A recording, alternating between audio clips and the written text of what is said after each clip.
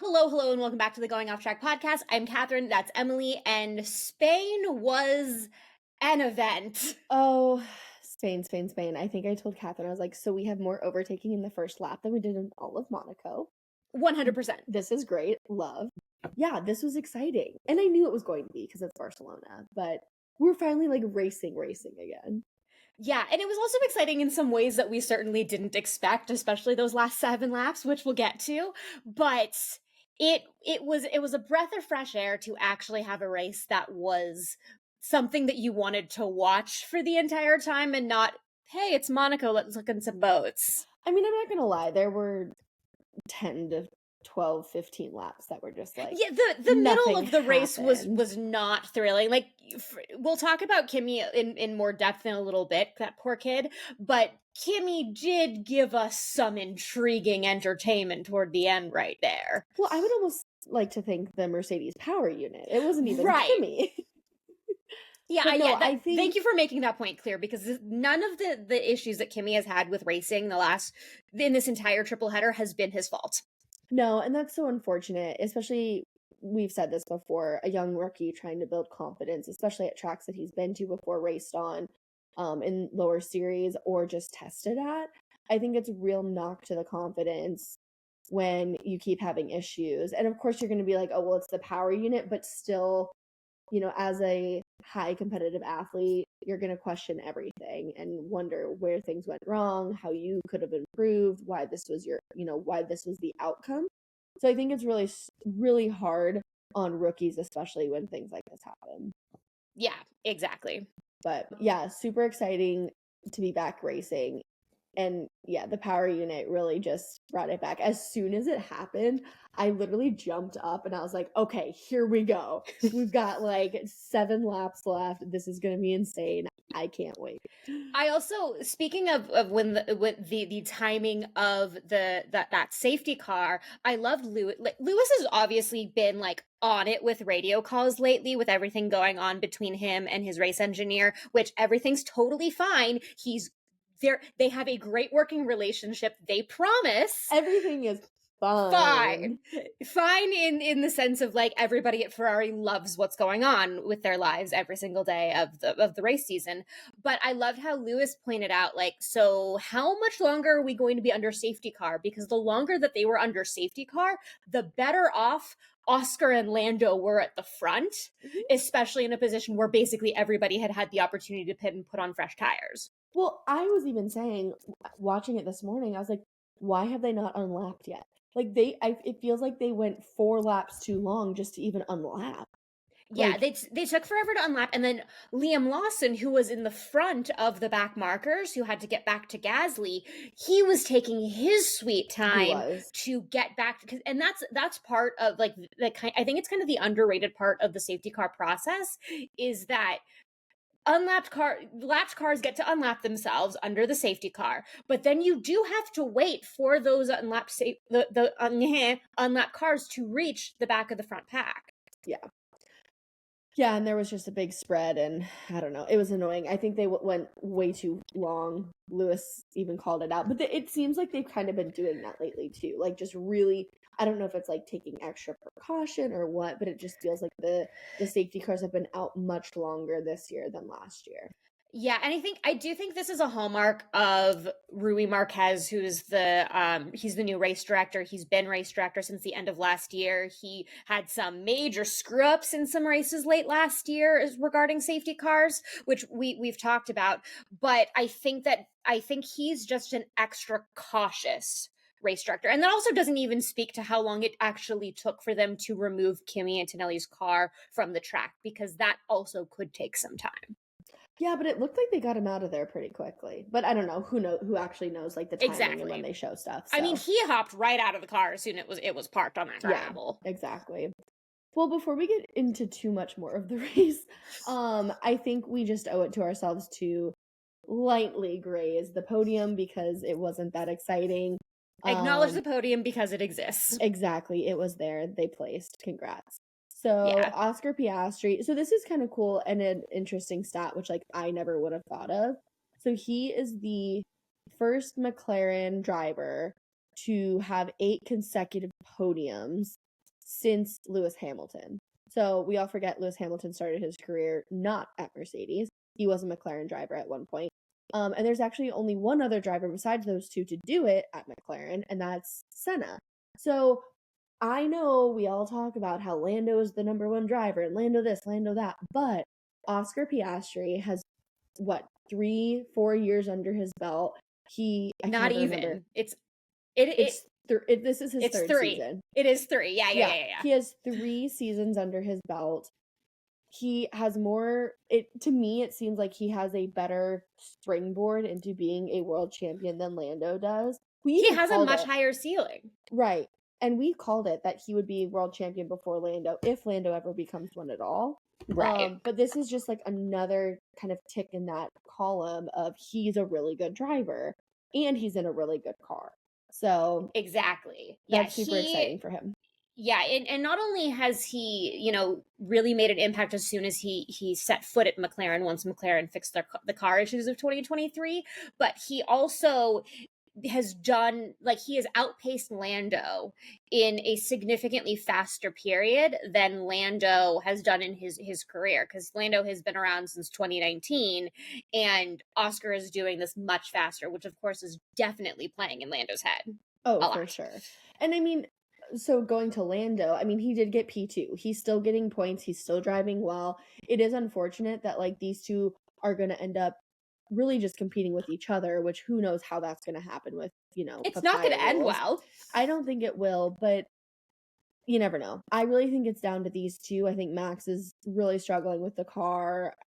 I mean, I say struggling. He still did well, but he's not happy with how things are going. Max's situation today, and we'll dive into it a little more in a second, but Max's situation today definitely did not help Max's case of trying to keep pace for the championship. Obviously, we're only at race 9. There's a lot more points to come. Right. But Red Bull today was an absolute shit show, and that doesn't even include the Yuki side of the garage. Before we get there, Charles Leclerc, he was there. He did what George tends to do, which is, run a race, basically spend all of your time by yourself, and then suddenly make a podium out of nowhere. That's. I'm gonna challenge that because he had a really, really good lap 1. First few corners, he did something. George doesn't even get that far. He just lucks out because he qualifies well. Charles did not start in P3. He started back. He had to make up a lot of, places. Yes, that is true. He had a significantly better weekend than his teammate.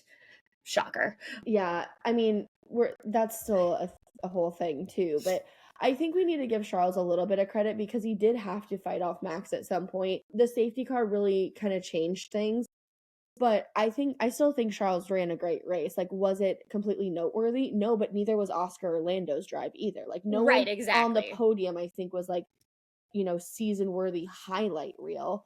But Charles's moves the first lap, I think, really put him in a position to land on the podium. So he had to do something. Yeah. No, you are definitely right about that. It is he put out the performance that we kind of expected going into the weekend of Ferrari to kind of stay at the level that they had in Monaco, which Charles at the very least did, even if Lewis had one of his worst. He said it was one of his worst races. And then before we get to the Max and George of it all, real quick of the Drivers' Championship, I didn't throw it in the rundown, but Oscar Piastri is at 186 points. Lando is behind 10 points back at 176. And then there's Max, who is back a lot further at 137 points. And then George at 111. So it could be a point where Max and George are continuing to fight.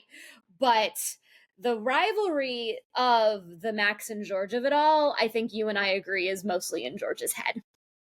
Yeah, I mean, George, we all know this. George is delusional, God bless him. But and I don't know how he got to this point, but I've never considered George a top driver, and he's so convinced he belongs on the podium every single week. And that's where he needs to be, which again, great. Love that you're so behind yourself. I think if you aren't your own number one fan, no one else will be. Right. So I understand that, but at the same time, he approaches things as if he's won world championships and if he's like God's gift to the sport, and I just don't understand. Which is actually very similar to Lando. Like the second Lando won last year in Miami, Yes. Lando's like, why are you not treating me like a 4-time world champion? Come on. Exactly. Yeah. And I think that's why I've not naturally gravitated towards cheering for Oscar, because he's like, yeah, you know, I won and it was great, but like we still have a lot of work to do, and like this isn't the end. And I'm like, yeah, man, you've won 5 races and you've had 8 consecutive podiums, and you're the most humble one up there. Like that's Exactly, and it's at the very end of the race when the drivers were pulling up in the pit. Crofty said something about there being a big smile under Oscar's helmet, and I'm like, no, there isn't, because Oscar doesn't smile. Yeah, he just not in a bad like, way, but it's like, no, like he's happy on the inside, but that man is not smiling. No, that man doesn't smile. No, but I don't know. I think the whole fight between Max and George too is really dumb, because George is punching up above his weight class. He really is. He's trying to Max create has a made mountain it out of a clear he molehill. doesn't care. Max doesn't care. He doesn't see George's competition, and I think that's fair, because Max is a world champion and Max drives the crap out of that car when it's not doing well. George, I think, lucked out this year with the car doing semi better than last year. Also, he's competing against a rookie, so it looks like he's doing significantly better, even though he's not. I don't know. I think this is so dumb. Yeah, so the words, Catherine, the fact that we're going through another period, and let me back up a little bit. When I said in our Monaco reaction that had Max done what George did when George and Alex Albon were fighting, that George would have lost his mind if Max was like, just give me a penalty. I didn't mean that Max should do something to get a penalty when fighting with George the following race. So if I jinxed that, I'm sorry, Max and Red Bull fans. It's my fault. Thankfully, Max managed to salvage a single point out of the race, but that's still not great. But I think that Red Bull totally screwed up, because when Max and Charles were fighting and there was that little bit of wheel to wheel impact, and then Max and George ended up contacting each other, and Max ended up taking the runoff area, and GP, Max's race engineer, told Max to give George position. It turns out that Red Bull was actually being overly cautious, because the race stewards said that they were not going to investigate that because George initiated the contact. Then Max did what he allowed himself to do to stay ahead of George. So not only do you have a very upset Max who's driving on hard tires, which is a tire nobody wants. He just got overtaken by Charles Leclerc and lost his podium, and now he has to deal with Princess George behind him. It was the perfect storm of Max losing his temper in a way that is not the best thing to happen, but I'm not going to fault a driver in a high pressure situation like Max is at Red Bull for having a anger moment.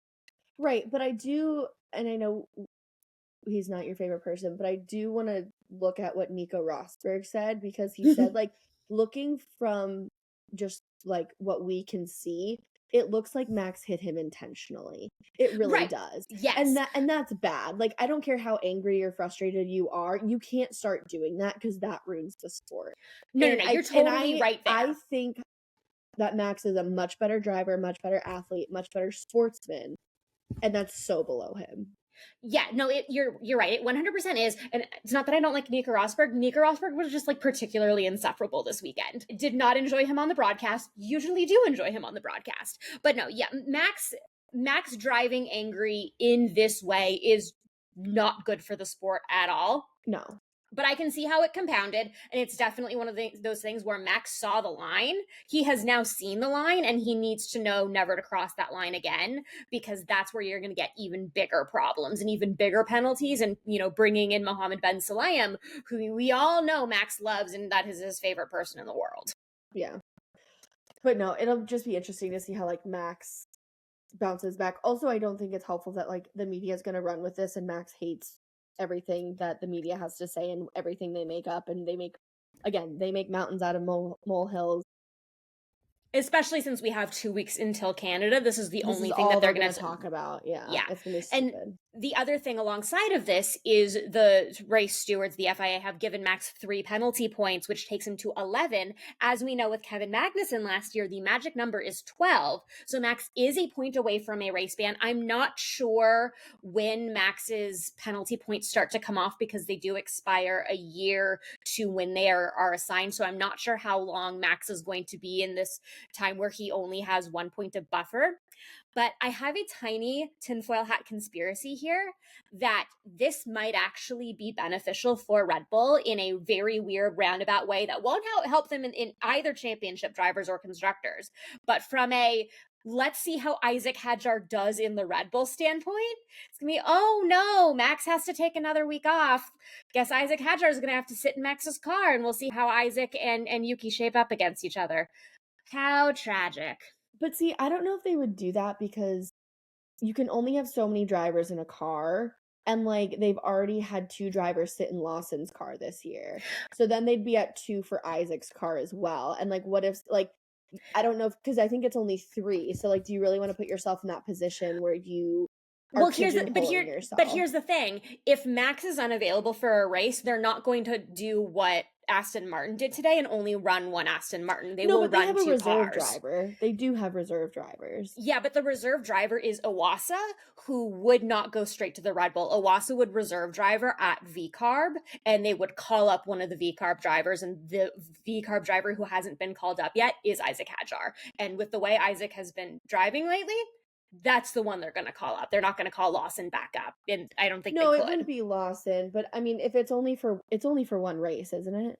Yeah, it would be a single race, but it would be Isack Hadjar getting the opportunity to drive Max's car and for them to see how Isack does in a Red Bull.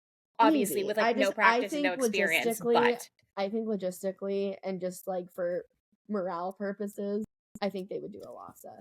It's a throwaway race. It's a throwaway race. No, I just think it's too much. Helmut Marko does not think that Iwasa is ready to touch a V-carb yet, let alone the actual Red Bull. They wouldn't do it. I don't think they would do it. But that is something that remains to be seen, obviously, and we will see if Max gets himself into, because I feel like Max will sometimes like go on this streak of like driving everyone crazy, picking up penalty points, and then he'll just be like clean forever, and this like won't be talked about again. Like Pierre Gasly going into 2023, he was on the verge of a race ban for the entire year, and nothing came of it. Yeah, so who knows? We will see. Yeah. Okay, someone else I think we need to highlight, even though it seems silly highlighting someone who ended up in 5th place. Nico Hulkenberg, welcome to the party, man. Absolutely highlight Nico Hulkenberg. In your Sauber, like, look at you, buddy. Yeah, he started in P15 and finished P5. Obviously, he inherited a place. I have no idea. No, and it really speaks to just how much easier it is to overtake in Barcelona compared to what we have been seeing from Miami to Imola to Monaco, where it's basically impossible to overtake. And then you have everyone overtaking everywhere. You have him overtaking Lewis Hamilton, which he's driving a tractor and Lewis Hamilton is driving a Ferrari. Come on. Yeah, but it's a tractor of a Ferrari. Yes, but it should still be better than a Sauber. Agreed. I completely agree. This was not Hamilton's race. No. But yeah, no. And then also in the points, not super high, but Fernando finally got points in his home race. Very exciting to see. He did end up P10, but then was promoted to P9 after Max's 10-second penalty, which was sad. But I will say that Fernando still got himself into the points on his own merit. He was at P13 going into that restart, so he had to overtake, I think, Lawson and Gasly and one more car to get into P10.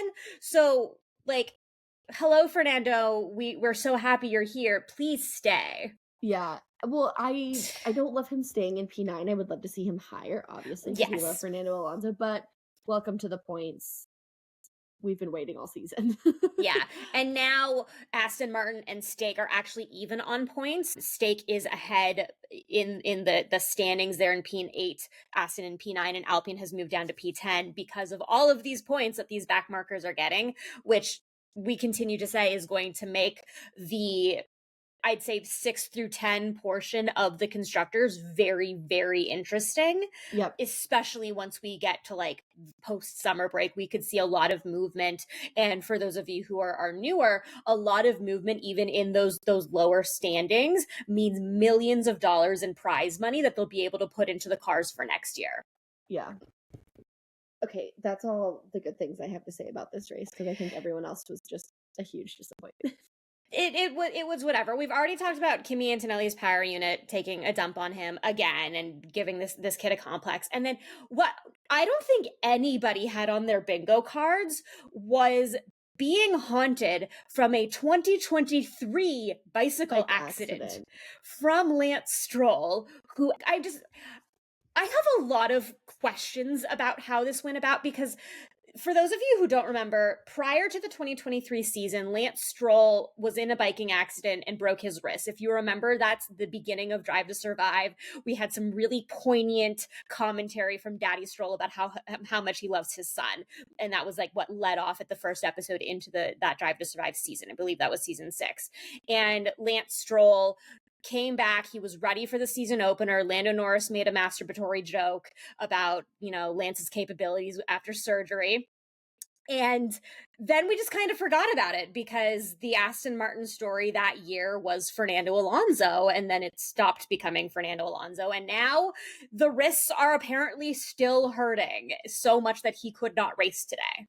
Yeah, it sounded like it was just wear and tear, like it had been going on for a while. He was having some issues. So yeah, he is having another surgery. TBD on the timing for Canada. We do have a 2-week break, so he could potentially race in his home race. But I honestly thought it was a joke. Like when people were posting that he was not going, it's like breaking news, Lance will not race. It looks like a meme. It does. It's like, this isn't real. I'm like, lol, a wrist injury from 2 years ago. Like, I'm pretty sure that's a joke. It's not. But because he did sit in qualifying, they weren't able to replace him. So that's why there were only 19 cars in the grid. Which I thought was really interesting. Like, clearly they knew for a while that Lance was right. Why having would you even issues. Have him qualify if he wasn't going to race? Yeah, I get like trying to tough it out, which is one of my least favorite phrases of all time. Sorry, Mom, but if you have knew that he's been dealing with this issue for a while, why wouldn't you put? I mean, the car's not good, so it's no skin off anyone's nose to replace Dragovich on the Saturday. Right. Get him some time in FP3 and then put him to qualifying, so you have 2 cars on the grid. Like, obviously Fernando was capable enough to get himself into the points after a dismal qualifying. He had a dismal qualifying. I don't remember where he qualified, but I just thought that was really interesting at the timing, because he literally qualified and then said, no, I can't race. Well, I wonder if they were just like, go out there, see how you do. If you qualify well, let's go for it. If you don't, no skin off our back, because it's not like Djokovic is going to get in the points either way. So I think I can see them from that perspective of being like, try to do it and just put in 66 more laps on your ailment risks. But if you're not close to getting points, then like, what's the point? Yeah, so that's fair. And so Dragovich will be missing the 24 hours of Le Mans to be on standby for Lance. And oh my God, which is such a, like, obviously if you're going to choose between making your Formula One debut and driving in Le Mans, I think you're going to choose the potential to make your Formula One debut, especially if that's what's in your contract. But considering the time between Lance's initial accident and the first race of 2023 and the amount of medical availability that they have, for Lance and, weird, expensive treatments and things, I do think that it is more likely that Lance will be there and will be racing in the car in Canada. Plus, it's his home race. I agree, pending any complications. Like, you never know. Right. I mean, look at what happened with Danny Ricciardo when he broke his hand. That's what I was going to say. But yeah, hoping that, Lance's surgery goes well. Everything is, smooth sailing for him. We'd love to see him in Canada. It would suck to miss your home race. Yeah, big time. But, we're extreme driver advocates here. So Health is important. Take care of yourself. And last but not least, I think this is the biggest disappointment of the Oh weekend. gosh, yes. Poor Williams. Williams was abysmal. Williams was terrible. We haven't seen Williams this bad in both cars since years. last year. Yeah, well, yeah, that's true, last year. But no, even from qualifying, like, they did not look great. No. Sainz qualified horribly. Albon didn't even make it to Q3.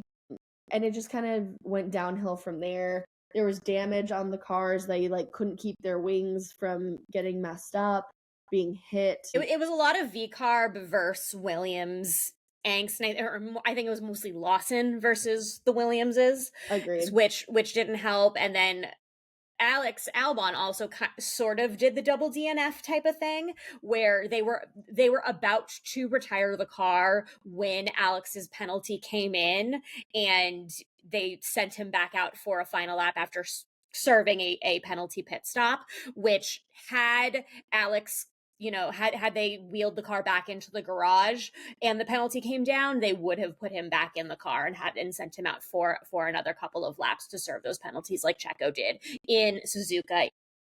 You're welcome. Forget the double DNF. Never forget.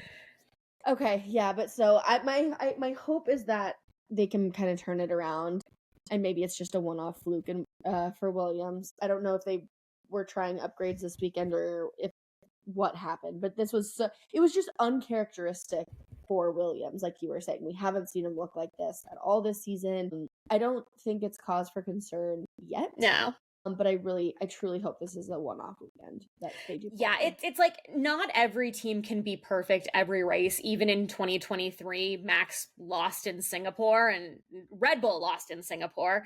So and that was the race that Carlos won. So not every race is going to go perfectly. I think that this is it's most notable because this is the first time that both cars have had a really significantly bad weekend, where it usually is just like Alex is doing great and Carlos is still learning the Williams. Yeah. And now it's both of them were struggling big time. Yep.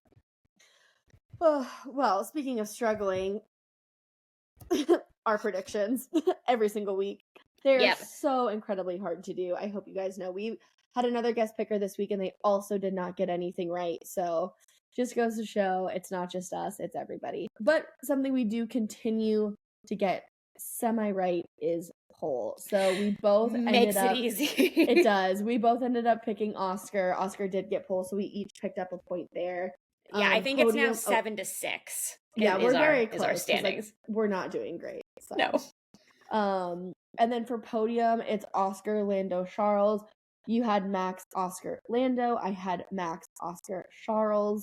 So you had Charles. I did. And I was so, Catherine, I was so happy when Charles overtook Max. I was like, yes, I got the podium. And then I was like, wait, no, I had Max winning. God damn. Yeah, no. You were so close. So close. And then our guest picker, my friend Marcella, I'm currently visiting her this weekend. She had Oscar, Max, Lando. So we all had two people on the podium. Unfortunately, we all put our faith behind Max Verstappen, and he just did not do this weekend. But yeah, leaving aside the Yuki side of the garage, which Yuki was not having it at all. He didn't do really anything the entire race. They put him in an alternate tire strategy, which like 9 times out of 10, the alternate tire strategy doesn't work. No. And then this is wrong. I was going to say P10, depending on how we want to look at it. If it is pre-penalty or post-penalty, it doesn't matter because we both would have gotten it wrong anyways, either Fernando or Max. You have Carlos and I had Ollie. This is wrong. So the Haas's were also nowhere this weekend. I feel like P10 used to be a lot easier because it'd be like Yuki, Lance Stroll, Yuki, Hulkenberg, and now it's like literally a crapshoot. You have no idea. Yeah, I mean, it would have been Fernando. I know, and like, I mean, sometimes it is very like it has been more and more random, which I think is good because it means that more people are getting into the points, and it's not just the same 3 constructors. Agreed. I agree. So speaking of Fernando, our big surprise of the weekend was that he would get points for the first time this season in his home race, which he did. Who's going to do a dumb? You said McLaren. I'd say they had a pretty solid weekend with a 1-2 finish. and to their credit, they also didn't do anything to put that opportunity to not do a dumb at jeopardy, at risk. So congratulations to them for not tripping themselves out of a clean weekend. Yeah. And then I had Mercedes, so I still think they're struggling. I don't know what's going on with this power unit, but they got to figure it out quick because they're having some issues. But all in all, I think it was a good weekend. I think the podium really made me kind of have to put some trust and faith in Lando. I think I've been keeping him off the podium a little bit, just not thinking that he can keep up with Max. But I think his car will just continue to keep him up there, even though I personally don't think that Lando is as good of a driver as Max. It's the combination of it's his car plus his race engineer really gives him a step up, especially when Max isn't struggling on a tire that nobody is using and nobody wants. Like I said to you, and I also said to my dad, like, new hards versus used softs, this is going to be interesting. And it was interesting, not in the way I thought it was going to be interesting, but it was very interesting. It was, yeah. Whew. All right, well, that is Spain. So coming up next, we're going to have, like we've been saying, a little bit of a break before Canada. Catherine's going to camp. So Catherine's going to California for the summer. And I'm actually missing Canada. So my brother is getting married. I'm so excited. Yay, so congratulations. Congratulations to Elling and Brittany. So I will be enjoying the wedding in beautiful Colorado, and Catherine is going to have a guest host for you guys. I will still Who is it? I don't know. I will still be making picks because I refuse to give up on my quest to beat Catherine this year, but I will not be recording for Canada, unfortunately. For obvious reasons. You're gonna be a little busy. Yes, and I'm running away. I have found out that my accommodations for the summer will be a little bit better for podcasting. Yay. In that I will have fewer roommates and won't be sharing a wall with a cabin, as far as I know. Love that. So no more bagpipes. We might have bagpipes. I don't know what the other renters for the camp are going to be, so there might be bagpipes. Not mentally prepared if they are. Not mentally prepared for camp at all. For the record, I have not packed yet, and I leave Tuesday, so it's gonna be great. 48 hours, you'll be fine. I have so much time to do so much laundry. But it's going to be great. I'm excited for camp and for the summer running of Formula One. And yeah, it'll be good. Yep. I'm excited too.